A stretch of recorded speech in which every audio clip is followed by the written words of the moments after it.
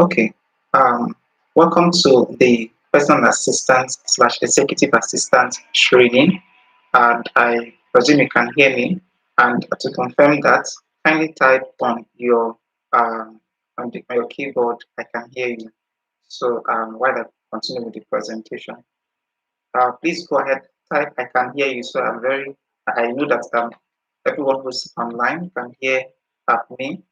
So this is practically a session of the training process for every single one within this program. Now, with regards to the personal assistant and the executive assistant training, we'll do just go straight right ahead into the subject because we have a lot to cover. Then towards the end, we can take the questions. So if you do have questions, please take them down. And towards the end of the session, you can just put that in the comment section. Then I'll reply to each of them. Now, let's start with the personal assistant and as well as executive assistant. But I want us to have a clear understanding because oftentimes we interchange these two without understanding what the difference is among the two of them.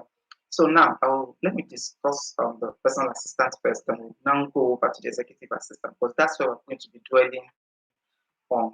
So firstly, who is a personal assistant? Personal assistant is someone that is employed directly by a person who needs support to live their life in the way that they choose. So, for instance, if an employer or in the corporate world, we still have personal assistants. Now, it is very much detailed because the personal assistant will now have to be involved in the lifestyle of the employer, in the community of the employer, to a very large extent, where the employer or when the employer of such personal assistants requires their support. They might even get to their homes, get to meet their family members, or even provide services with regards to those. So it might be very, very wide. The range of engagements might be very, very wide. Now,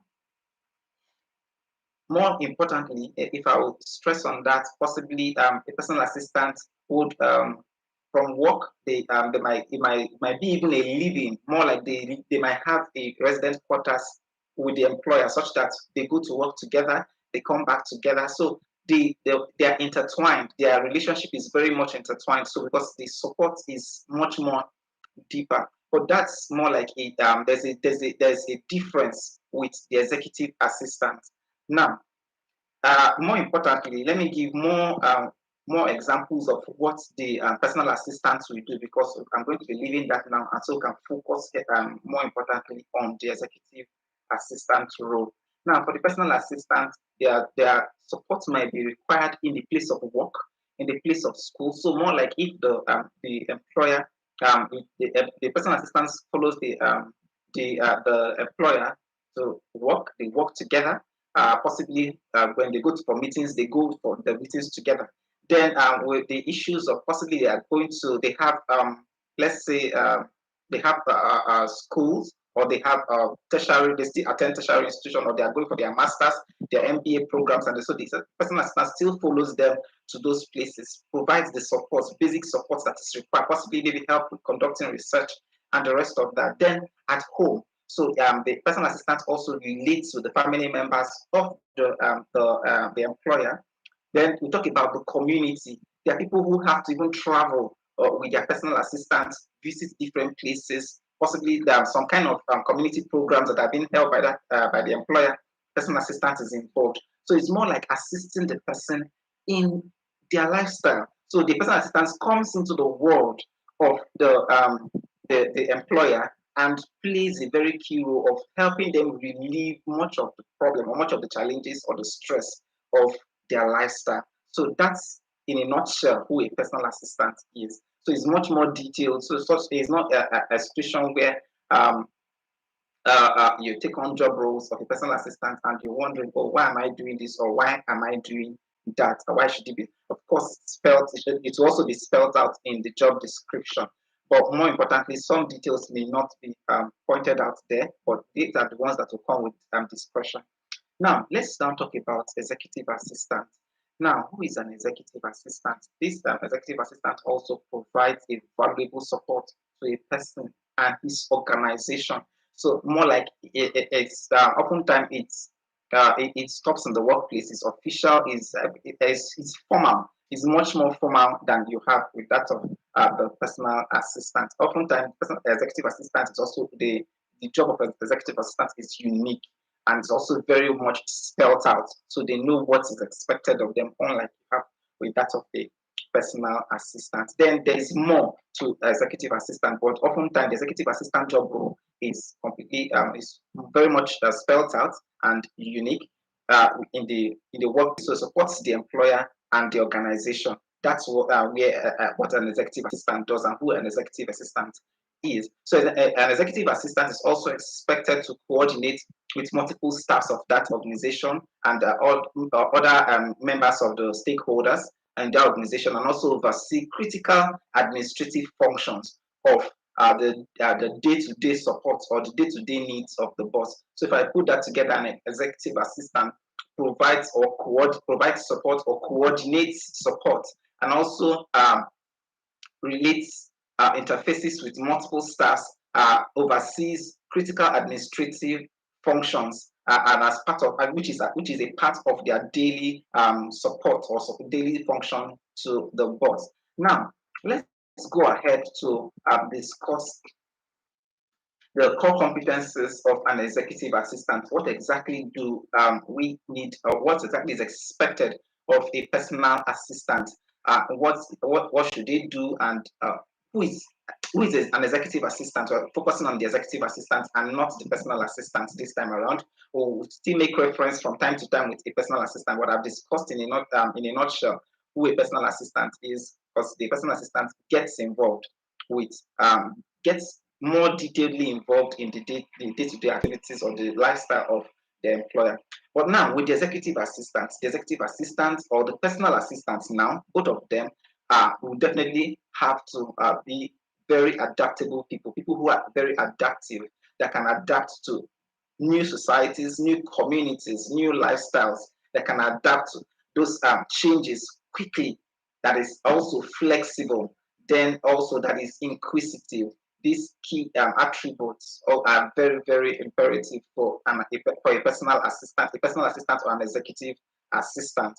Now, a personal or executive assistant, and going forward, I will use the word assistant to buttress on the two of them. But more importantly, we are paying attention to the executive assistant. But every single thing that we discuss on this particular one covers also for a personal assistant. But remember, I said that a personal assistant is much more detailed and much more involved.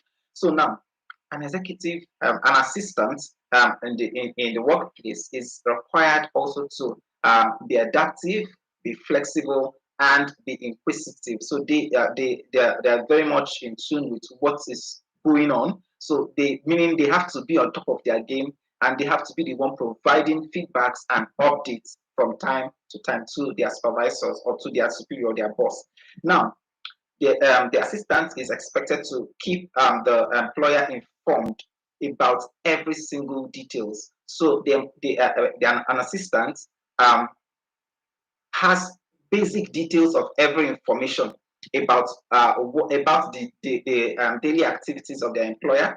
Two, a personal executive assistant provides an assuring presence that makes their presence assuring. More importantly, in important matters, important events, such that if the employer is not there, the executive or the personal assistant provides that presence or covers up for the whoever it is that they are assisting. So it's more like you're deputizing for that particular person when they are unable to be there. So now that gives a practical example of what I would want to explain further. Now, a personal assistant should have a great frame of mind, such that they can take on risks, they can take on roles, responsibilities as though the boss were there. So it means that as a personal assistant or an executive assistant, you would build capacity. You have the tendency to build capacity, and you will build capacity as quick as possible, such that you can be able to handle roles, you can handle responsibilities on behalf of your boss should it not be there. Now, take for instance, the boss has multiple appointments. Let's say one in a city, one there are multiple appointments in different cities. Now they cannot be there, and for if this appointment cannot be rescheduled, then someone must attend that meeting. Someone of competence, someone also that of capacity, who can also match the capacity of the boss, which is where the personal assistant or the executive assistant comes in now. So it means starting from this level, there is a point where you are looking forward to. So, meaning you're starting from for an entry level personnel who is starting off in this who is starting off in this career, you are looking towards this direction such that you can start, so that there will be a time where you can represent your supervisor, you can represent your boss. And I use the word supervisor from time to time, or employer, with regard in relation to your boss, because oftentimes it may not just really be the CEO who you may be assisting, who you might become the personal assistant to. They are executive directors, they are managers who have very busy schedules that also have personal assistants. So that's why we always use the word supervisors or employers.